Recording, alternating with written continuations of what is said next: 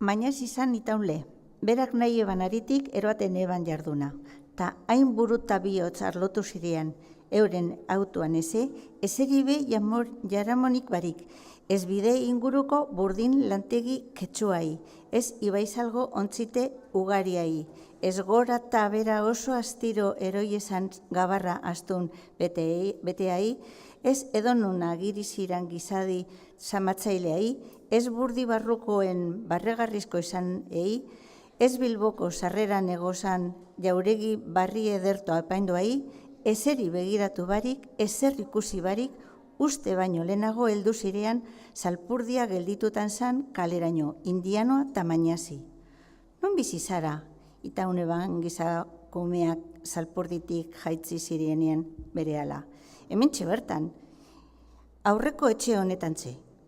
Nahi gabe dut, zergaitik, zeure apur baten akompainantea gure nebalako.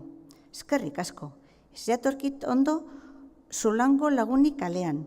Zer esango leukie? Banoa, zagoz pizka bat. 2 de Maioko korridak ikustera etorri naiz ni, eta alkarregaz joan behar dugu biharkora. Nek hartuko dautzet edautzut biletea.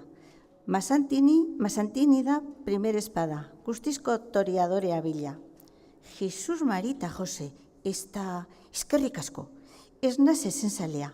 Agur, ez daukat astirik egotekota, arranondon gurekorik ikusten baduzu gorantziak. Bideko laguna ahoa bete aginegaz itxita sartu zen etxera Mañazi. Indianoa egon zan etxeari begira ordu laurdenean bai, bere artean esanaz. Arranoa, hori zebain dizkatila ederra dagoana Mañazi.